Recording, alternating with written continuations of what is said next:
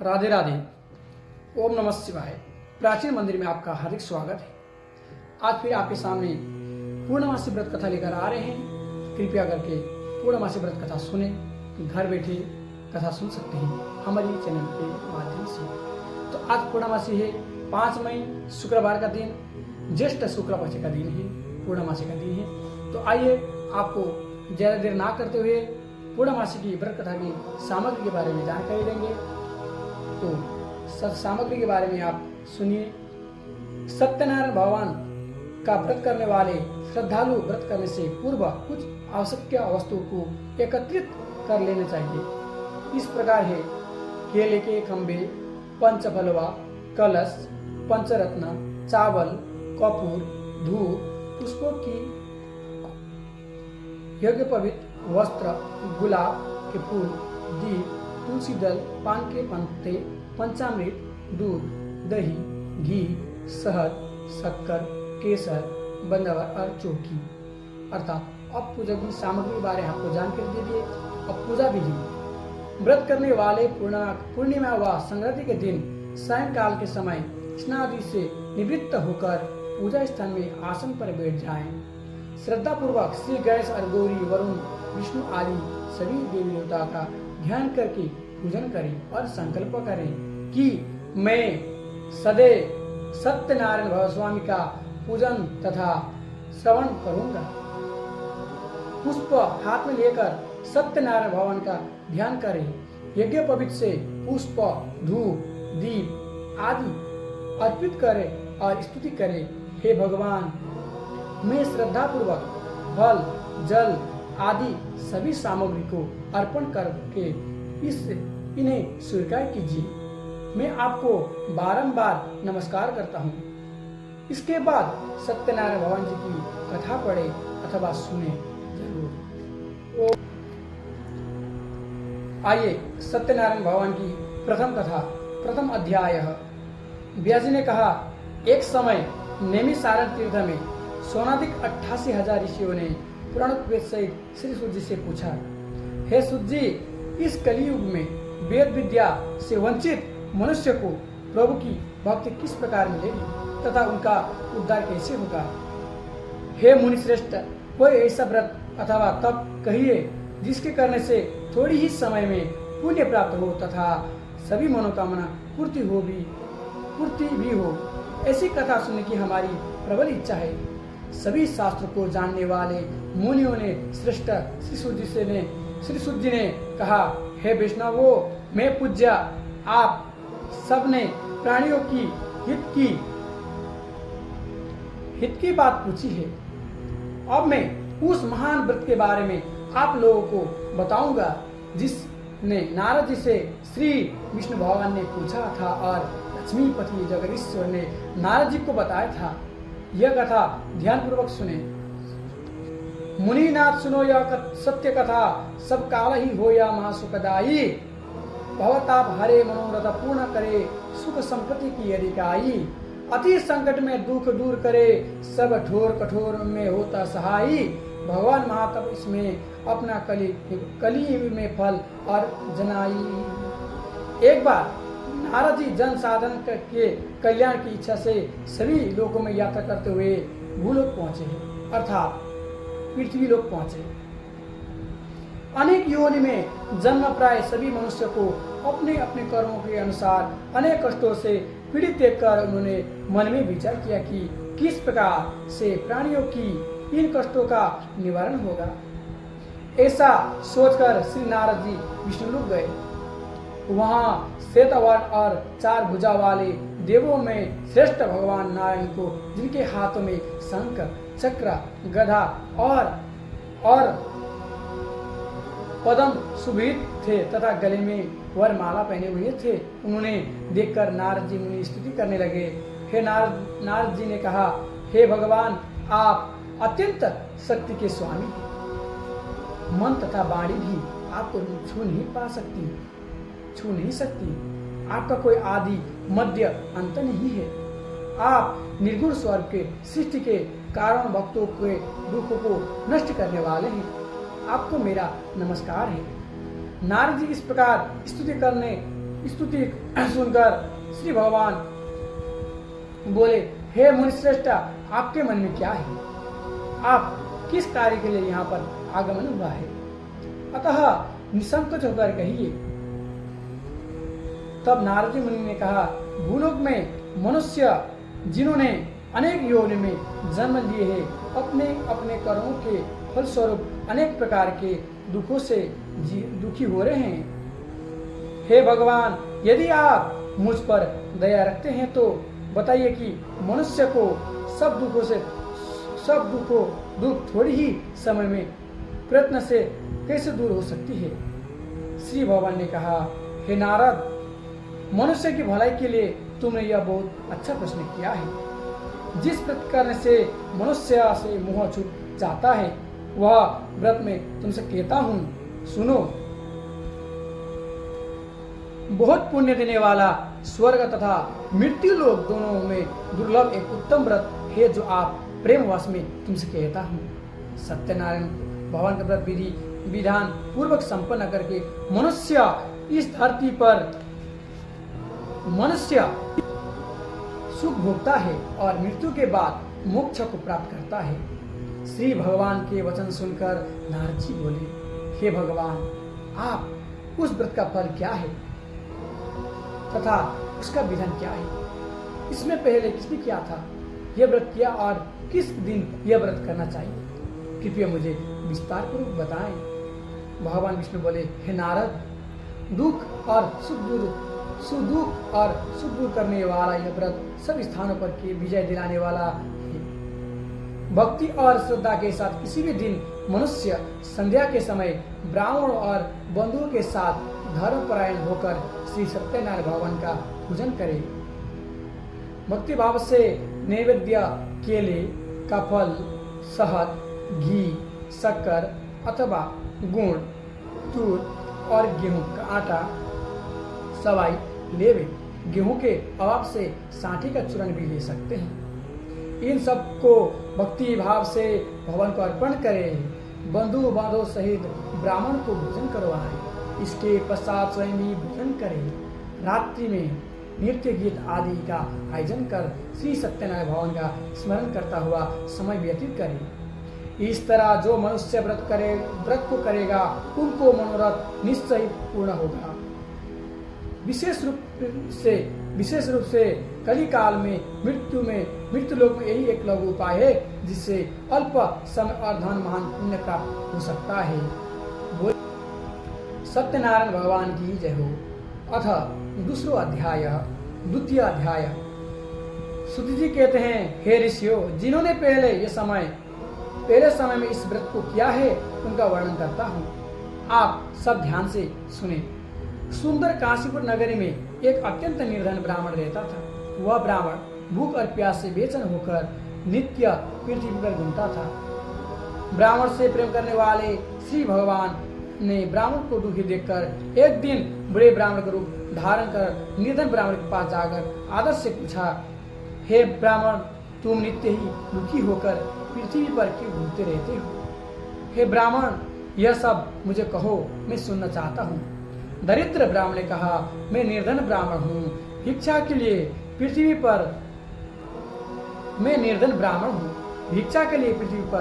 घूम फिरता हूँ। हे भगवान, यदि आप इससे छुटकारा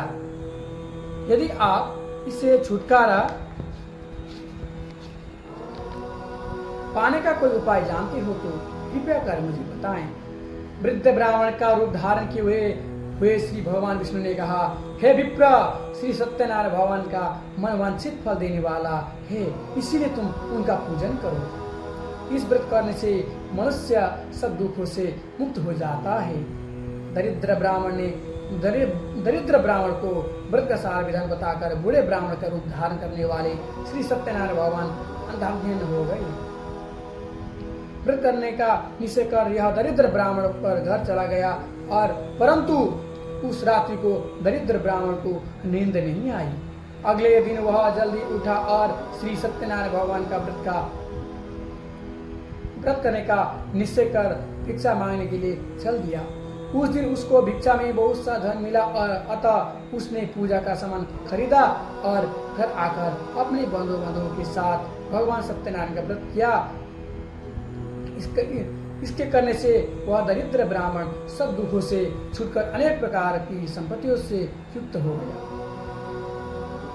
उस समय वह विप्र हर मास व्रत करने लगा। सत्यनारायण भगवान के व्रत को जो शास्त्र विधि के अनुसार श्रद्धा पूर्वक करेगा वह सब पापों से छूटकर मोक्ष को प्राप्त होगा। आगे जो मनुष्य पृथ्वी पर सत्यनारायण भगवान का व्रत करेगा वह सब दुखों से छूट जाएगा। यह कहकर सूत जी उपस्थित हुए मुनियों से बोले, इस तरह नारद जी से सत्यनारायण भगवान का हुआ यह व्रत मैंने तुमसे कहा है। विप्र, अब मैं आपको क्या सुनाना चाहता हूँ। हे विप्र, अब आप और क्या सुनना चाहते हो, मुझे बताएं। ऋषियों ने कहा, हे मुनीश्वर, इस संसार में उस व्रत से सुनकर किस ने इस व्रत को किया है, हम सब सुनना चाहते हैं। इसके लिए हमारे मन में श्रद्धा है। श्री सूत जी ने कहा, हे मुनियो, जिस प्राणी ने इस व्रत को किया है उन सब की कथा सुनो। एक समय वह ब्राह्मण धन और ऐश्वर्य के अनुसार बंधु बांधवों के साथ अपने घर पर श्री सत्यनारायण भगवान का व्रत रख रहा था। उसी समय एक लकड़ी बेचने वाला बूढ़ा व्यक्ति वहां आया। उसने सिर पर रखे लकड़ियों के गट्टर को बाहर रख दिया और विप्र के मकान में चला गया। प्यास से दुखी होकर विप्र को व्रत करते हुए देखा तो वह प्यास भी भूल गया और उसने विप्र को नमस्कार किया और पूछा, हे विप्र, आप यह इसका पूजन कर रहे हो, इस व्रत को करने से क्या फल मिलेगा, कृपया करके मुझे बताएं। ब्राह्मण ने कहा, सब मनोकामनाओं को पूरा करने वाला यह सत्यनारायण भगवान का व्रत कर रहा हूँ। इनकी ही कृपा से मेरे यहाँ धन धान्य आदि की वृद्धि हुई है। ब्राह्मण से इस व्रत के बारे में जानकर वह बहुत प्रसन्न हुआ और भगवान चरणामृत ले और भोजन करने के बाद वो अपने घर को चला गया।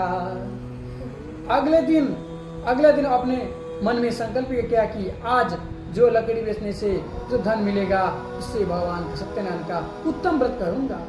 यह मन में विचार कर वह लकड़ियों को गट्टर अपने सिर पर रखकर जिस नगर में धनवान लोग रहते थे उसी नगर की तरफ गया। उस दिन उसे उन लकड़ियों के 4 गुना दाम प्राप्त हुआ और वह बूढ़ा अति प्रसन्न होकर केले, शक्कर, घी, शहद, दूध, दही और गेहूं का चूर्ण आदि सत्यनारायण भगवान की सभी सामग्री लेकर घर आया। फिर उसने अपने सगे संबंधियों को बुलाकर विधि अनुसार भगवान सत्यनारायण का व्रत और पूजन किया। उस व्रत के प्रभाव से वह बूढ़ा धन, पुत्र आदि का भोग कर मरने के उपरांत वैकुंठ को चला गया। बोले सत्यनारायण भगवान की जय। अथ 3वां अध्याय। हे सूत जी, क्या होगा? नारायण नारायण नारायण कोई बोल दिया तो नारायण नारायण नारायण श्रीमन नारायण नारायण नारायण श्रीमन नारायण नारायण नारायण। बोले सत्यनारायण भगवान की जय। अतः 3वां अध्याय। श्री सूत जी ने कहा, हे श्रेष्ठ मुनियो, अब आगे की कथा सुनाता हूँ। पूर्व काल में कुलकामुक नाम का एक अत्यंत बुद्धिमान राजा था। वह सत्यवक्त और जितेंद्रिय था। प्रतिदिन देवस्थानों पर जाता था और गरीबियों को धन देकर कष्ट दूर किया करता था। उसकी पत्नी कमाल के समान मुख वाली और साथ ही सद्वी स्त्री थी। भद्राशिल नदी के तट पर उन दोनों को सत्यनारायण भगवान का व्रत किया और उस समय वहां साधु नामक वेश्या ने आया और उसके पास व्यापार के लिए बहुत सा धन था। वह वेश्या नाव को किनारे पर रोककर राजा के पास आया और राजा को व्रत करते हुए देखकर उसने विनय पूर्वक से पूछा, हे राजन, भक्ति से चित्त यह अपना आप क्या कर रहे हो? मेरी भी सुनने की इच्छा है, कृपया आप मुझे बताएं। वेश्य को श्राप दिया कि तुम्हारे दारुण दुख प्राप्त हो। महाराजा उल्कामुख ने कहा, हे साधु वेश्या, मैं अपने बंधु बांधवों के साथ उत्तराधि प्राप्ति के लिए महाशक्तिशाली सत्यनारायण भगवान का व्रत कर रहा हूँ और पूजन कर रहा हूँ। राजा के वचन सुनकर साधु नामक वेश्या ने कहा, हे राजन, मुझे भी इसका विधान बताइए, मैं भी आपके कथा अनुसार इस व्रत को करूँगा। मेरी भी कोई संतान नहीं है, मुझे विश्वास है इससे निश्चय ही मुझे संतान प्राप्ति होगी। राजा ने साधु वेश्या को व्रत के सभी विधान अच्छी तरह से समझा दिया और राजा सब विधान सुनकर वेश्या बहुत प्रसन्न हुआ और व्यापार के कार्य से निवृत्त होकर वेश्या प्रसन्नतापूर्वक अपने घर को आया। वेश्या ने अपनी पत्नी से संतान देने वाली उस व्रत को बताया और उसने यह निश्चय किया कि जब मुझे संतान प्राप्ति हो जाएगी तब मैं इस व्रत को करूंगा। साधु ने यह वचन अपनी पत्नी लीलावती से भी कही। एक दिन उसकी पत्नी लीलावती प्रसन्न हो सांसारिक धर्म से प्रवृत्त होकर श्री सत्यनारायण भगवान की कृपा से गर्भवती हो गई। 10वें महीने में उसने एक सुंदर कन्या को जन्म दिया। दिनों दिन वह कन्या इस तरह बढ़ने लगी जैसे शुक्ल पक्ष का चंद्रमा बढ़ता है। कन्या का नाम कलावती रखा गया और तब लीलावती ने अत्यंत आग्रह पूर्वक अपने पति को याद दिलाया कि आपने जो भगवान का व्रत करने का प्रण किया था, अब आपको उसे पूर्ण करना चाहिए। साधु ने कहा, हे प्रिय कन्या, मैं कन्या के विवाह पर इस व्रत को करूंगा। इस प्रकार अपनी पत्नी को आश्वासन दिया और वह व्यापार करने चला गया। कलावती अब धीरे धीरे अपने पिता के यहाँ रहती हुई बड़ी होने लगी।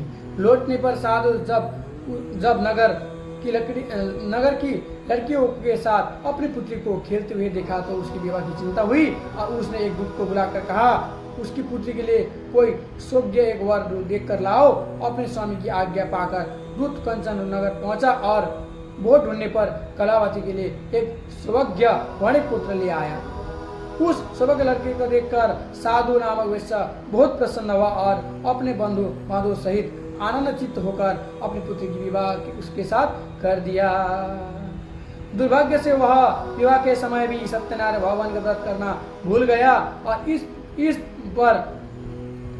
पर सत्यनारायण भगवान वेश्या को श्राप दिया कि तुम्हें दारुण दुख प्राप्त हो, अर्थात दरिद्र प्राप्त हो। अपने कार्य में कुशल साधु नामक वह वैश्य अपने जामात सहित नाव को लेकर व्यापार करने के लिए समुद्र के समीप स्थित रत्नापुर नगर में आ गया। उन दोनों ससुर और जमाई ने उस नगर के राजा चंद्रकेतु से अनुमति लेकर वहां व्यापार करने लगा। एक दिन भगवान सत्यनारायण की माया से प्रेरित एक चोर राजा का धन चुरा कर भाग रहा था और राजा के दूतों को अपने पीछे बेग से आते हुए देखकर चोर घबरा कर राजा का धन को उस नाव में छुपा दिया और वहां से ससुर जमाई ठहरे हुए थे और वहां भाग गए। जब दूतों ने उस साधु नामक वेश्या के पास राजा के धन को रखा देखा तो ससुर जमाई दोनों को बंदी बांधकर राजा के समीप जाकर बोले, हम दो चोर को पकड़ के लाए हैं, इनके लिए आज्ञा दे। तब राजा ने बिना उनकी बात सुने ही उन्हें कारागार में डाल दिया और आज्ञा दी। इस प्रकार राजा की आज्ञा से उनको कठोर कारावास में डाल दिया तथा उनका धन भी छीन लिया गया। सत्यनारायण भगवान के श्राप के कारण साधु वैश्य की पत्नी लीलावती व पुत्री कलावती घर पर बहुत दुखी हो गए। उनके घर में रखा हुआ धन चोर चुरा कर ले गया। शारीरिक व मानसिक पीड़ा तथा भूख प्यास से अति दुखित हो भोजन की चिंता में कलावती एक ब्राह्मण के घर गई। उस ब्राह्मण को घर में गई। उसने ब्राह्मण को श्री सत्यनारायण भगवान का व्रत करते हुए देखा। उन्होंने कथा सुनी तथा प्रसाद ग्रहण कर रात को घर आई। माता ने कलावती से पूछा, हे पुत्री, तू अब तक कहाँ गई थी? वह तेरे मन में क्या है? कलावती बोली, माता, मैंने एक ब्राह्मण के घर ब्राह्मण के घर श्री सत्यनारायण भगवान का व्रत करते हुए देखा। कन्या के वचन सुनकर लीलावती ने सत्यनारायण भगवान के पूजन की तैयारी की और उसने परिवार और बंधुओं के सहित श्री सत्यनारायण भगवान का पूजन व व्रत किया और वर मांगा कि मेरे पति और दामाद शीघ्र ही घर लौट आए। साथ ही प्रार्थना की कि हम सबका अपराध क्षमा करो। सत्यनारायण भगवान की इस व्रत से संतुष्ट हो गए और उन्होंने राजा चंद्रकेतु को रात्रि में स्वप्न में दर्शन देकर कहा, राजन, जिन दोनों वैश्यों को तुमने बंदी में बनाकर रखा है, बंदी में वे दोनों निर्दोष हैं, उन्हें प्राति छोड़ दो। उनका सब धन तुमने जो छीना है उसे लौटा दो, अन्यथा तुम्हारा धन, राज्य, पुत्र आदि सबको नष्ट कर दूंगा। राजा ने ऐसे वचन सुनकर भगवान प्रसन्न हो गए। प्रतकाल राजा चंद्रकेतु ने सभा में सबको सपना सुनाया और सैनिक को आज्ञा दी कि उन दोनों वाणी पुत्रों को केत से मुक्त कर सभा में लाया जाए। दोनों ही आते राजा को प्रणाम किया और राजा को कोमल वचन से कहा, हे महाभावो, तुम्हें दुर्भाग्य से ऐसा कठिन दुख प्राप्त हुआ है, अब मैं तुम्हें कोई भय नहीं है, तुम मुक्त हो। ऐसा कहकर राजा ने उन दोनों को उनको नए वस्त्र भूषण दिया तथा उनका पूजन जितना धन था उतना उससे 2 गुना लौटाकर आदर से सही विदा किया और दोनों वैश्य प्रसन्न पूर्वक अपने घर को चले गए। बोले सत्यनारायण भगवान की। श्रीमन नारायण नारायण नारायण भगवान नारायण नारायण नारायण। बोले सत्यनारायण भगवान की जय। अथ चतुर्थ अध्याय। श्री सुत जी ने आगे कहा, हे वेश्या, मंगलाचार करके यात्रा आरंभ की और अपने नगर को चला गया। उनकी थोड़ी ही दूर आगे बढ़ने पर दंडी वेशधारी सत्यनारायण भगवान ने उसने पूछा, हे साधु, तेरे नाम में क्या है? अभिमानी वाणिक पुत्र हंसता हुआ बोला, हे दंडी, श्राप क्यों पूछते हो? हे दंडी, आप क्यों पूछते हो? क्या धन मिलने की इच्छा है? मेरे नाव में तो बेल और पत्ते भरे हैं। वेश्या का कठोर वचन सुनकर दंडी वेशधारी ने सत्यनारायण भगवान ने कहा, तुम्हारा वचन सत्य हो। ऐसा कहकर वह वहां से चले गए और कुछ दूर जाकर समुद्र किनारे बैठ गए। दंडी महाराज के जाने के पश्चात वैश्य ने नित्य क्रिया निवृत्त होने के बाद नाव को कुछ ही देर देखकर अचंभ किया कि तब नाव में तो बेल और पत्ते भरे देखकर मूर्छित होकर जमीन पर गिर पड़ा।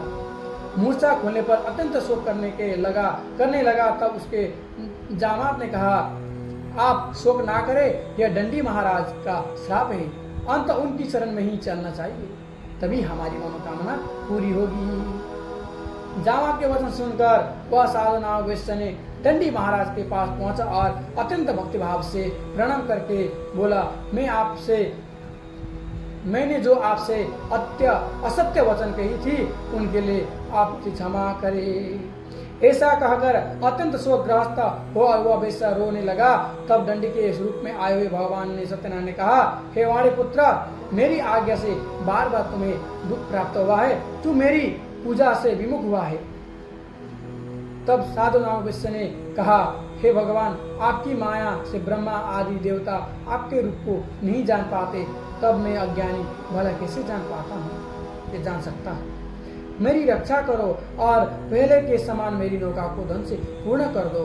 उसके भक्तियुक्त वचन सुनकर सत्यनारायण भगवान प्रसन्न हो गए और उसकी इच्छा अनुसार वह वर देकर नन हो गए। तब ससुर और वह दामाद दोनों ही नाव पर आकर देखा तो नाव धन से परिपूर्ण है और वह फिर भगवान सत्यनारायण का पूजन कर शादी सहित अपने नगर को चला गया। अपने नगर के निकट पहुंच गया। तब उसने एक दूत को अपने घर भेजकर अपने पति आने की सूचना भिजवाई। दूत साधु नावेश्य ने घर जाकर उसकी पत्नी से उन दोनों के आने की सूचना दी। लीलावती और उसकी कन्या कलावती उसी समय पूजन कर रही थी। दूत का वचन सुनकर साधु की पत्नी बड़े हर्ष के साथ श्री सत्यनारायण का पूजन कर पूर्ण कर किया और अपने पुत्री से कहा, मैं अपने पति के दर्शन के लिए जा रही हूँ, तू कार्य पूर्ण कर आ जाना। परंतु कलावती ने पूजन एवं प्रसाद छोड़कर पति दर्शन के लिए चली ही गई। प्रसाद की अवज्ञा के कारण सत्यदेव ने रुष्ट हो और उनके पति को नाव सहित पानी में डुबा दिया। कलावती अपने पति को न देखकर रोती हुई जमीन पर गिर पड़ी, नौका को डूबा हुआ तथा कन्या रोती हुई साधु नावेश्वर को दुखित बोला, हे प्रभु, मुझे या मेरे परिवार से जो भूल हुई है उसे क्षमा करो।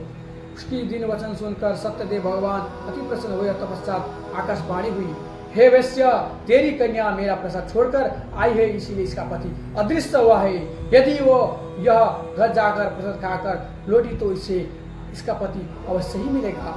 आकाशवाणी के वचन सुनकर कलावती ने घर पहुंचकर प्रसाद खाया और फिर आकर अपने पति के दर्शन किए। तपस्या साधु वैश्य ने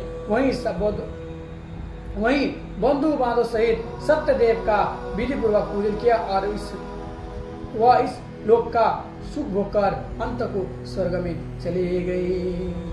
बोले सत्यनारायण भगवान की जय। श्रीमन्नारायण। अथवा पंचमो अध्याय। श्री सुजी ने आगे कहा, हे ऋषियों, मैं और एक भी कथा सुनाता हूँ, कहता हूँ, सुनो। प्रजापालन में लिंग तुरज्वा नाम एक राजा था। उसने भगवान सत्यदेव को प्रसाद त्यागकर बहुत दुख पाया। एक बार राजा वन में अन्य पशु को मारकर एक बड़े वृक्ष के नीचे आया और वहां से उसने गुलवल को भक्ति से भाव से बंधु बांधव सहित सत्यनारायण भगवान पूजन करते हुए देखा। परंतु राजा ने देखकर भी अभिमान से न तो वहां गया न ही तो सत्यदेव का नमस्कार किया। जब गलवल ने भगवान का प्रसाद दिया, उसके सामने रख दिया, तो वह प्रसाद त्याग कर अपने नगर को चला गया। नगर पहुंचकर उसने देखा कि उसका सब कुछ नष्ट हो गया। वह समझ गया कि यह सब भगवान सत्यदेव ने ही किया है। तब वह स्थान पर वापस आया और कलवल के समीप जाकर विधि पूर्वक पूजन प्रसाद खाया तो सत्यनारायण की कृपा से सब कुछ पहले जैसा था वैसे ही हो गया और वह दीर्घ काल तक सुख भोकर मरने के बाद स्वर्गलोक को चला गया। जो मनुष्य इस परम दुर्लभ व्रत को करेगा, श्री सत्यनारायण भगवान की कृपा से उसे धन धान्य की प्राप्ति होगी। इससे निर्धन को धन, बंदी को बंधन से मुक्ति, संतानहीन को संतान प्राप्ति तथा सभी प्रकार की मनोकामनाओं की पूर्ति होती है और अंतकाल में वैकुंठ धाम को चला जाता है। जिन्होंने पहले से इस व्रत को किया है, अब उनके दूसरे जन्म की कथा सुनिए। सतानंद नामक वृद्ध ब्राह्मण ने सुदामा के रूप में जन्म लेकर श्री कृष्ण की भक्ति कर मोक्ष को प्राप्त किया। उनका मुख नामक के महाराजा दशरथ बने और श्री रंगनाथ का पूजन कर वैकुंठ धाम प्राप्त हुए। साधना वैश्य ने धर्मात्मा व सत्य प्रतिज्ञा का राजा मूर्ध्वज बनकर अपने पुत्र को आर्य से चीरकर मोक्ष प्राप्त किया। महाराजा तुगंद स्वयं मनु हुए। उन्होंने बहुत से लोगों का भगवान की भक्ति में लीन कर मोक्ष को प्राप्त किया। अगले जन्म में गुह नामक निषाद राजा हुआ, जिसने राम के चरणों की सेवा कर मोक्ष को प्राप्त किया। ओम नमो नारायण। आज का कथा यहीं पर समाप्त है। हमसे अगर कोई भूल चूक हुई हो तो कृपया कर हमें क्षमा करें। राधे राधे। बोले सत्यनारायण भगवान की जय।